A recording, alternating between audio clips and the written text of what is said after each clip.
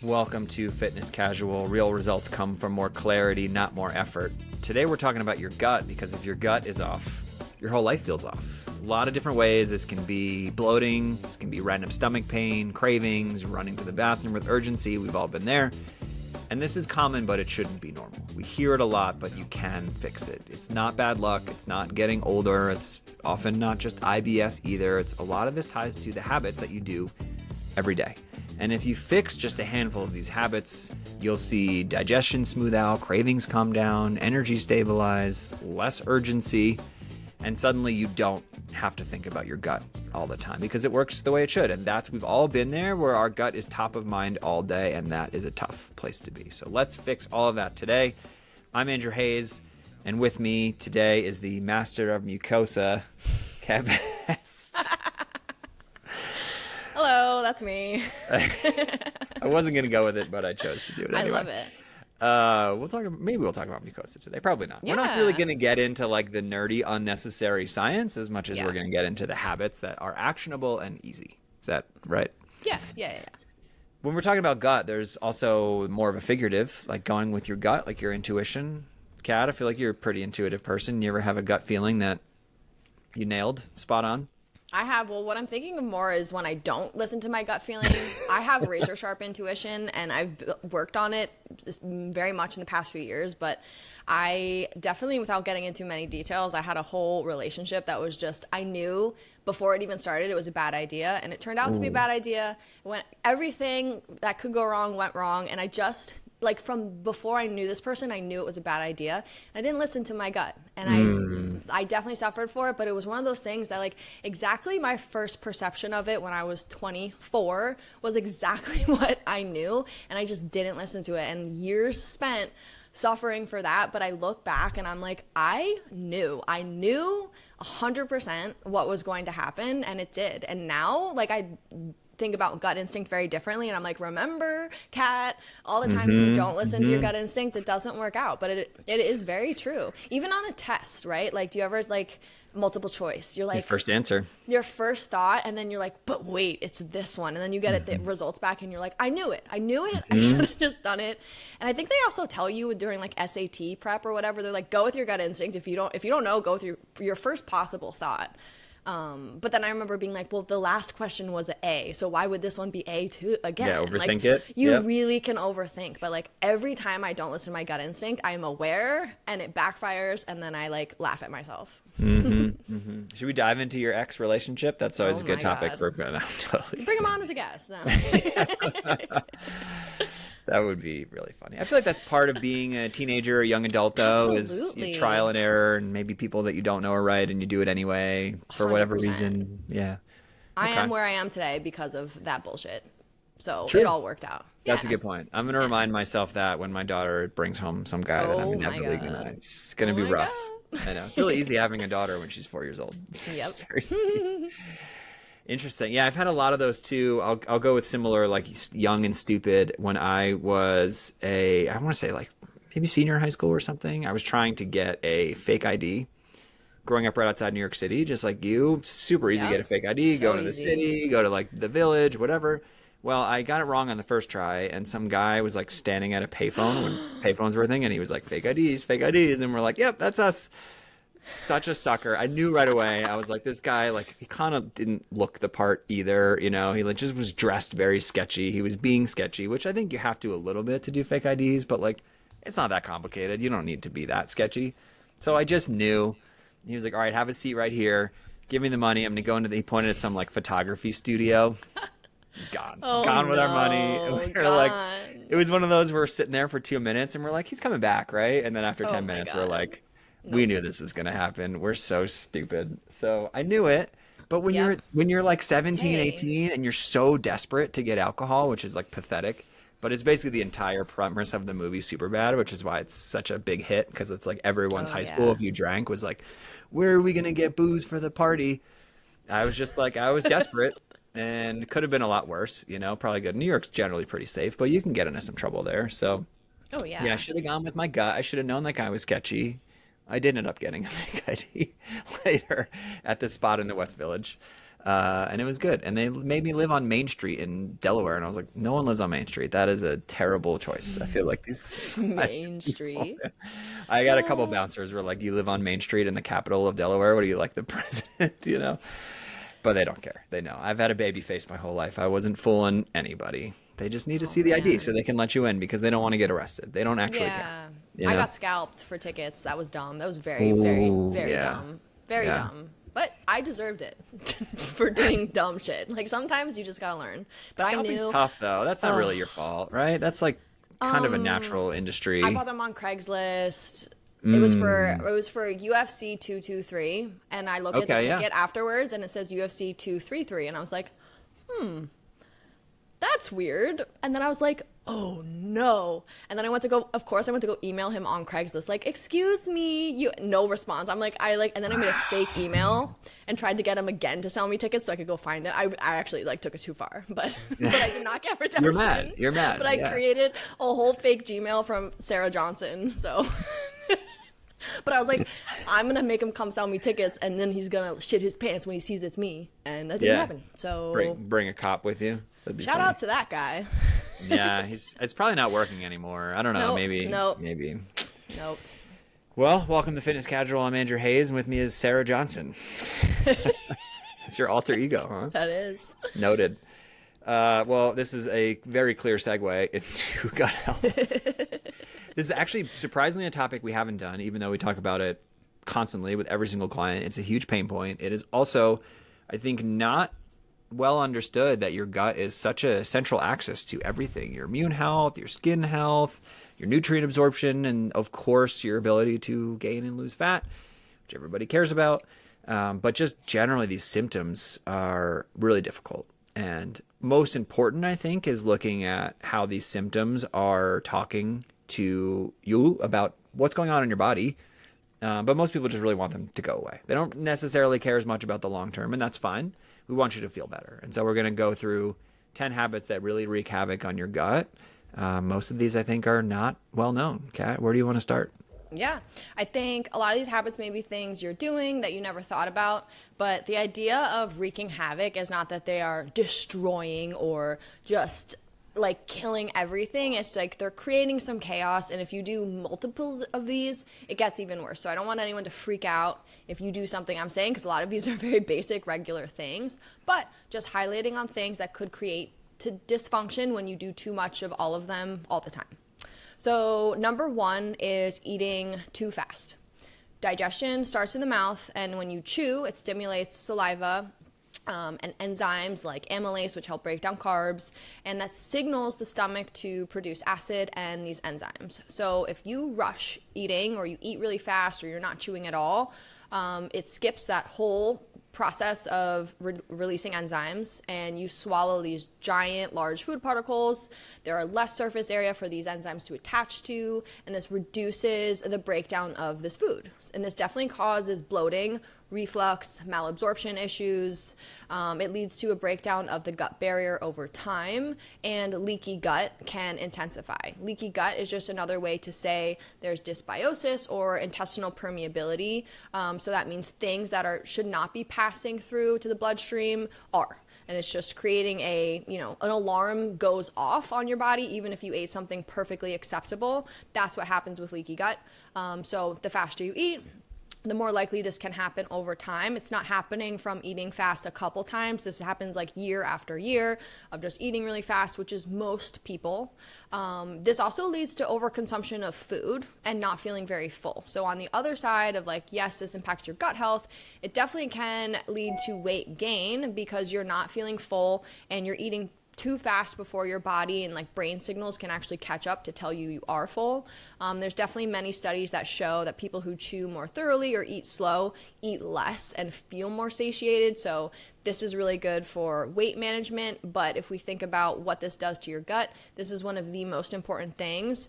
If you're in our program, I've talked to you about chewing. So the main takeaway here is to just chew thoroughly. I would say 30 times or until completely liquid in your mouth, and then swallow. Easiest way to do it. You need to chew everything, including liquids, not like water, obviously, but a smoothie or yogurt, things that are even more liquidy. You don't need to chew as much, but you need to have the actual chewing, like your jaw moving, to secrete those enzymes. So just a really good tip. It's not that hard to do. It's simple, but you just have to remember to do it. But next time you eat a sandwich in 1 minute, think about what's about to happen. Or if you get acid reflux after you eat, definitely could be something going on here. So this is just a really important one, and that's why it's number one. And I just want to interject here already for number one, but for all the next 9 as well. I know you might be tempted to be like, well, where's the supplement? Where's the magic thing that's going to make it all go away? And remember, that's not really what we do here, because we're focused on the results. And it's the simple habits. And that whatever those things are that we all think are the cure to gut health probably haven't served you to date. And so I know chewing sounds maybe stupid, and that's fine, but we covered another episode. It's a scientifically studied way to improve satiety and digestion, many times studied. So just remember that for all of these. It's like, I know these might seem simple, and that's the whole point. And Kat, we worked on my acid reflux, and I was eating a pretty clean, optimal diet, whatever word you want to use. And yeah, I was like pounding 1,000-calorie shakes in 5 minutes and devouring protein bars like on the way out the door with my kids to school, and that stuff matters. So don't sleep on any of these. Yeah. Number 2 is constant snacking or grazing all day long. So this is one, I think a lot of people have this habit, and I think they think it's not good for mindfulness or weight gain, but it's actually not good for your gut health for a very specific reason. So the gut has what we could call like a housekeeping wave go through your body. It's called the migrating motor complex.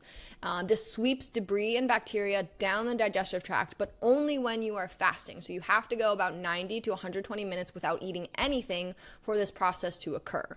And if you're constantly grazing and snacking, the MMC sweeps will not happen, and that means food particles or bacteria hang around in the small intestine longer than they should.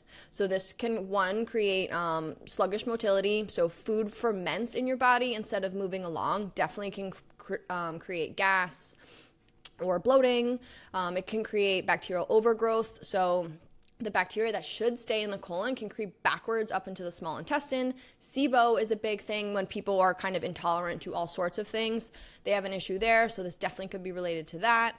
And then definitely gas and bloating, just because that debris, which could be toxins or like food byproduct, are just sitting around and microbes feed on it. It will ferment, can create all sorts of issues. And there are definite studies that show that impaired MMC activity is linked with SIBO and other dysbiosis issues. So this is really common maybe for people, let's say on weekends, when you're home, you graze, maybe instead of having meals, you just kind of keep grabbing things, or people just tend to grab things when they're not actually hungry and don't realize that this can backfire. So I always am a big fan of eating meals, taking breaks, and then have snacks when you really need them, like when you're actually hungry between meals, or if you have to hit a certain amount of calories for the day, you just have to work them in. But we need to have time without eating to go through this process. So it's really important to just not be constantly eating.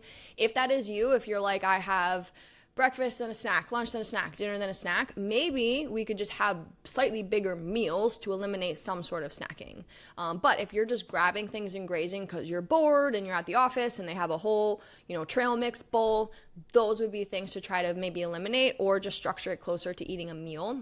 That can make a big difference. So I would say if you're someone with like gas and bloating, especially for like random things and you don't know why, this is one to really take seriously. If you don't have that many issues, not a huge deal, but just be aware that this is something that, having a fasting moment between meals is important. SIBO? SIBO? Yeah, SIBO. That's how you say it? I feel like that. SIBO. That sounds right. Candida is another one. I've heard Candida. That can't be right. Oh, no, I've only heard Candida. Candida. Okay, great. Who knows? Turmeric. Okay, number 3 is excess processed foods and sugars. So this is a lot of people consume this food this way.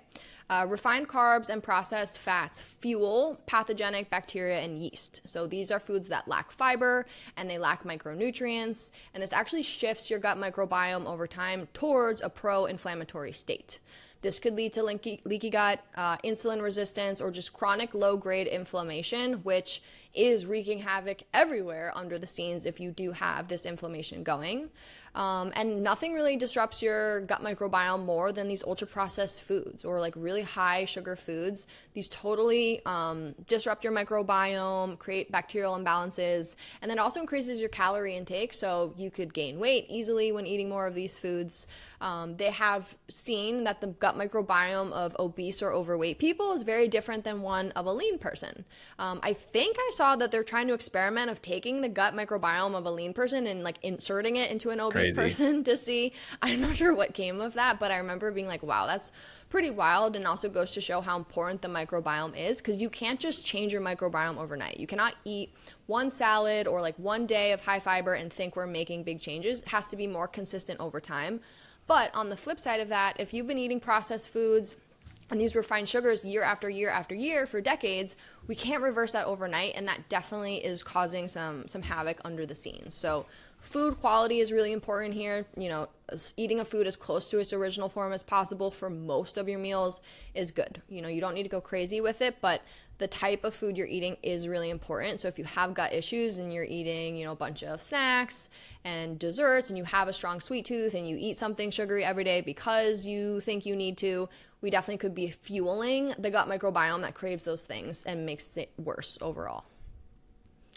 Number 4 is too much stress. So stress activates fight or flight, which diverts blood away from digestion. Cortisol and adrenaline also lower stomach acid and impair motility. You know, the body is not meant to be in this state for too long, and a lot of us live in like a chronic state. So, you know, when blood pulls away from digestion, it goes elsewhere, and then digestion is impaired. Your serotonin levels, about 70 to 90% of those are actually made in the gut, and stress can directly reduce the production of that. Serotonin has a lot to do with your mood and feeling happy and like liking your life and all of that. So if we are not making as much of that because the gut is impaired, this can also lead to like depression and all sorts of other issues. So there's definitely a link between that. It can also lead to indigestion, you know, or bloating and fullness, especially in the upper belly when your food's not being digested properly. Obviously, constipation, diarrhea, or just IBS flares definitely can be exacerbated by stress. And then stress exacerbates cravings and binge eating, which further disrupt gut health. So stress, you know, I know it's a really hard one to manage, but just know that if you are really stressed and then that's a day where you don't feel so great digestively, like that could be why. I know for me, like if I'm going into a stressful situation, or if I'm about to travel and I'm stressed out about it, or like, you know, just low-key anxious, I definitely get like stomach aches or bloat, or like, and I know it's not what I ate because if I eat the same thing, but I know it's stress-induced. And I can pinpoint it because it feels a specific way, but you also need to be aware of that and not always go to blame, like, oh, I ate something weird, or like, I think I have food poisoning. Like, no, you might just be stressed, and it's hard to connect those dots, but it is really important. And, you know, as far as managing stress goes, really hard to give advice there, but you know, try as best as you can. But I would say just try to connect the dots if you, or there's always people at the airport, they have like diarrhea, right? Like there are people who are like, every time I step in an airport, I start shitting my pants. That's because you're stressed or anxious. There's nothing going on. It's not about what you ate. It's just like that anxiety and stress does a number to the gut. And everyone I think feels stress or anxiety in a different way with gut stuff, but could also be constipation for a few days or, you know, something. But we definitely have a strong relationship there. Just be less stressed. Yeah, so easy, right? Worst advice ever. Number 5 is low fiber diet. So fiber feeds gut microbes. We've already talked about fiber a lot, but it's something that definitely wreaks havoc on your gut if you're not eating enough. These microbes or fiber ferments into short-chain fatty acids like butyrate that helps lower inflammation and strengthen the gut barrier. So you need to eat enough fiber to also create more diversity in your gut microbiome. If you do not eat enough fiber, you could have constipation. You will just have dysbiosis in general because you don't have enough diversity in your microbiome. You have a higher risk of colorectal cancer. I think that's definitely on the rise, especially with young people. And there's definitely a connection with the fact that like the average American consumes 15 grams of fiber per day. So, you know, this is a huge, huge thing. And it also can dysregulate your blood sugar, give you stronger cravings, impact your recovery. So it's like those things all can lead to chronic disease pretty quickly if you're just really not eating enough fiber on top of a couple other things on this list, but fiber is a huge one. So for what to do, if you're a female, aim for 25 grams per day, male 35 grams per day. But if you're eating 2,000 calories or more, I think everyone should be aiming for at least like 30 grams. So I think it's also dependent on how much food you are eating, but more is better as long as you can tolerate it. If there's a limit where you can't tolerate it, stop there. But if you're like, I feel good, just keep eating more and more fiber and you will probably keep feeling better in general. Yep. Number 6 is overuse of antacids and PPIs. So we touched upon this in the over-the-counter medication episode we did in depth, but this is a very big disruptor of gut health, and I see it a lot in clients who are on these medications, especially for a long time. Stomach acid is critical for breaking down protein and mineral absorption, minerals like iron, calcium, B12, and PPIs reduce stomach acid, which can help reflux in the short term, but it will impair nutrient absorption and your microbiome long term. So yes, we got rid of your reflux, great, and now you can't digest all proteins. If you eat a bunch of like cheese or pasta, you feel terrible. Like maybe you're not getting reflux, but if you're feeling bad elsewhere or you're having really bad diarrhea that's like life disrupting, we have an issue. So you kind of traded one issue to get better for others that in my opinion are more severe and threatening as far as how like impaired stomach acid can really impact you for a super long time. It can lead to higher risk of infection because now your stomach acid cannot fight off pathogens the same. Leads to nutrient deficiencies, especially like the B vitamins, like the B12, B6. Leads to dysbiosis in general. You could get sick more frequently because your immune function is impaired because your system's always on high alert. And also, when you try to get off these medications, you can get that rebound acid secretion, which makes you think your acid reflux is really bad, so you stay on it longer. So it's like that fine line. But, this is not a hot take. This is scientifically proven. You could go look it up. You could go read about it. But from the functional world, if you're on these things or you're eating a lot of Tums or whatnot, and you have gut issues, like that's definitely a source of why. And it's not that easy to get your stomach acid back in production. We can't just like take a supplement for that. So this is one of the biggest disruptors in my opinion, because I think when people get on PPIs, they're never taught how to come off, or they're also it's not really suggested to even come off. Maybe they're suggested to take a B vitamin alongside it, but I think the conversation about what's really happening long term is not happening, so people aren't aware. And then it makes me sad when people are like, wow, I was on this for 15 years and I had no idea. And like, I feel bad because you didn't know, and now we're in a pretty hairy place with gut health if you've been taking for something for so long. Yep. Number 7 is overuse of alcohol. So alcohol irritates the gut lining. It increases that intestinal permeability, and it will alter your microbiome composition.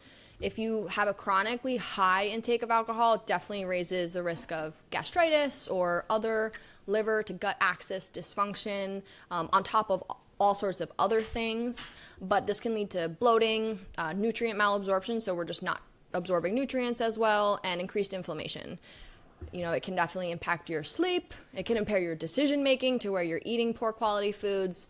And alcohol, it just really can disrupt the gut barrier. And there are people who probably have a drink every single day and feel fine, and then all of a sudden their gut starts to tank.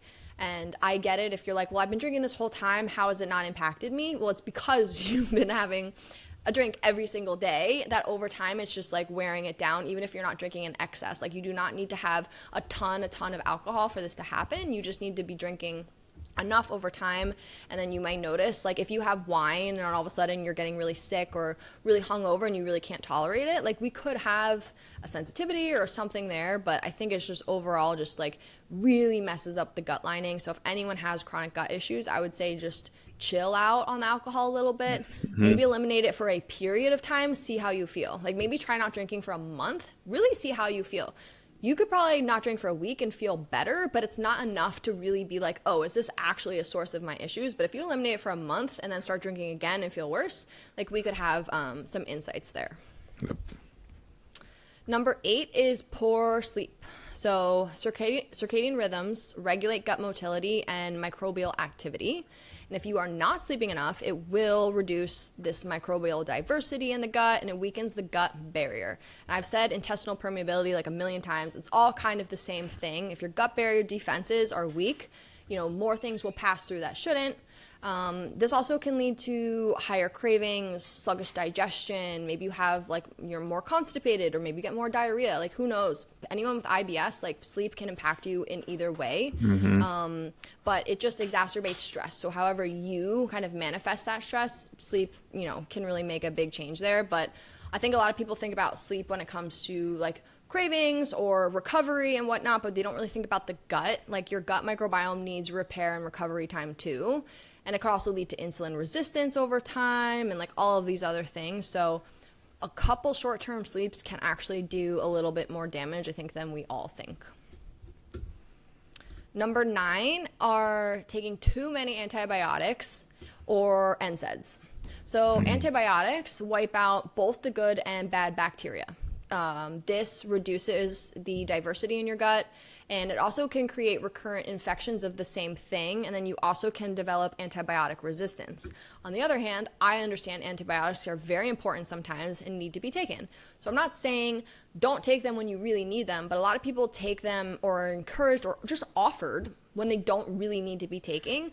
Those would be the times I would say don't do it, and I think now people are figuring that out more. But I also don't think eating yogurt once a day when you're taking in a course of antibiotics is enough to really combat the effects. I think you really need to be sharp about the next month after you take antibiotics of what you're eating and what you're doing and drinking and all of that stuff. But if you're taking antibiotics a couple times a year, we definitely can see some issues there. I've even known people who had a very serious infection, maybe a MRSA or something pretty life-threatening, do really heavy-duty antibiotics, and then they have gut issues after that for a very long time. Or they feel almost their whole physiology changed. And it's yes, a big infection is not good for you, but the heavy-duty antibiotics for a long time, it's just really rough to come back from that. You can, but you can't just go right back to whatever you were doing before that and think you're going to bounce back exactly the same, because you might not, unfortunately. NSAIDs, on the other hand, this is ibuprofen and naproxen. These directly irritate the gut lining. These definitely increase intestinal permeability, even ulcer risk. There's all sorts of heart disease. There's all sorts of issues of taking this for too long. And I think the saddest thing is people are taking this to reduce pain. This is where it's you're taking this because you're trying to help yourself or get rid of that headache or not have back pain in the morning. And you take these every day, and now we're destroying the gut. And then on top of that, usually people who are taking too many NSAIDs are taking PPIs, and it's now we're taking too many things that are doing all sorts of stuff. But if you're curious about that, we also talked about NSAIDs in our over-the-counter episode and the impact they have. But these are two things that are pretty normal for people to take, right? I hear all the time that someone's I just had a headache, popped an Advil, and if that person has chronic gut issues, then I would maybe suggest them not to do that. But, taking it every once in a while, definitely not a big deal. This is more chronic daily use, or, if someone had a surgery or an operation, or you're in pain from an injury, you just don't want to be taking this all the time as your only option for pain management. And just back to my point at the beginning about understanding how important these habits are, and they're not as much of a quick fix as you might think.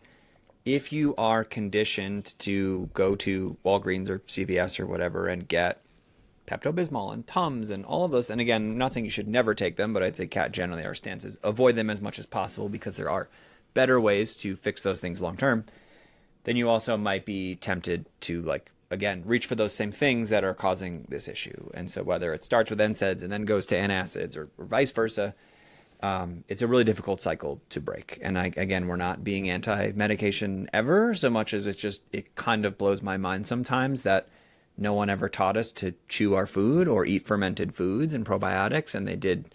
But you can go to CVS and get basically whatever you want with very little warning on the bottle of what happens. So just remember that. I know it seems normal and it might be a little different, but these habits really, really do work, and we've seen it, and it's why we tell this story day in and day out. Yeah, I used to eat Tums for fun because I just thought they tasted good. Like I really did. I was like, it's like candy. It's like chewable. Like I would actually like go in my parents' pantry and just eat them. I don't think that's they're why I sweet had and they're gut colored. issues. Like, it's not but crazy. I was like, but in my head, I remember thinking like, it's only helping me because clearly this is like medicine. So like whatever. But I just remember I would randomly grab Tums all the time for like no reason. It's wild. But you know, okay. they're marketed that way. Yeah. You're not crazy. They're rainbow is. colored. Like, Yeah. They're different fun flavors. Like Yep. it's better than having them taste like crap, of course, but still. It's like No, totally. I got some Tums are beef. everywhere. Like you Yeah. at the airport, like they're right there. Like I've known people who take a Tums before they go eat like Taco Bell or something because they just think it's gonna help proactively, and it's like, wow, looking back, like it's not the strategy. Yeah. Is it Pepto that changes the color of your tongue? That's crazy. Whatever. I don't know. I can digress. taste Pepto-Bismol right now if I think about it. Ugh. Anyway, that one's continue. not good. Okay, number 10 is dehydration. So maybe obvious, but probably not one you're thinking about based on how hard it is that I know it is for people to drink water. Like we see it all the time. People are not drinking enough water, so I will always say this like until the day I die. Water helps break down food so nutrients can be absorbed. And water helps keep stool soft and helps move fiber through the colon. Dehydration thickens the mucus lining and weakens gut defenses. So not only does it also make you constipated, fiber cannot do its job without water. So when people are like, oh, I ate a lot of fiber and I'm really bloated, and then I'm like, always, okay, how much water do you drink? And if you're not drinking enough, you will be bloated because we're going to get constipated. And then if you are constipated or we have slower transit time that causes bloating or gas buildup for sure. And this is really common, especially with women who have thyroid issues. Being really constipated and the bloating feels like it's all the time. And that's just because things are in your body for too long when they should be making their way out. And water, especially combined with electrolytes, helps regulate these muscle contractions in the gut. And if you have a low intake, this is where you can also get cramping, spasms, or irregular bowel patterns. But sometimes people get cramping and spasms for no reason. So it's definitely a sign of not enough water. And if you are constipated, the first thing I would look at is water intake and your fiber intake. But water is important for all sorts of things. You know, we talk about it a lot for like any goal you have, water is important. But for the gut health, like you need to be drinking enough. And a lot of people just don't even think about that, or it's never mentioned. It's not, you know, I have not been asked one time by my doctor how much water I drink. Never once in my life. But it's really, really important. And sometimes for people with gut issues, if we just drink enough water and we're not as constipated, things are moving out as fast as they should. Like that can solve a lot of issues. So it's a simple one, but I wanted to round it out with like a very good thing that everyone can do today, even if you can't do so much of the other things. And I know I just mentioned a lot, and if you resonate with a lot of those, pick a couple to focus on. You don't need to, you know, overhaul your whole life. But if, you know, there's something I mentioned and you're like, oh, I am doing a lot of that, maybe let's focus on that one and don't worry so much about the rest of the list because there's a lot of time to get around to it all. I was just at the cardiologist this morning. This is going to air months after, but they were reminding me how important it is to not only drink water to live at high elevation, but in general, but also electrolytes and how important that is for blood flow and some of the issues that I was getting tested for. Yeah, it was awesome. It was actually not a doctor. She was like a PAC, which is so funny because then they go by their first name. And I'm like, how bogus is that you go to med school for like 80% of an MD, but then when I just call you Jessica, like you're my friend instead of my doctor. Shout out to PACs, NPs, all of them. They're all doctors in my book, more or less. But yeah, I was like, I love to hear that. And I think it just also reemphasizes your point of drinking water. I know we've all heard it. Like, I know that you need to do it, but gut motility, heart function, like how much more do we have to say it? It's so easy to do. I know we're busy, but like it will change your life. It's a simple one, but it's better than the detox tea or whatever that the Kardashians are slinging these days. Drink your water. Cool.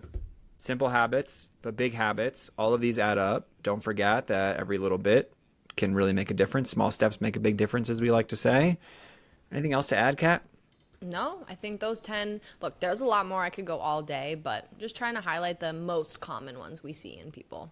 Sure. Well, Master of Mucosa, we can find you on Instagram at Kat Best Wellness. You can find me on Instagram at Andrew Hayes Life. Do you want to talk gut health? Not weird. We love talking about poop and everything in our All to Life community. Come join us. You can find that in the link in the show notes. And we'll see you for the next one, everyone. Drink your water, chew your food. Bye, guys.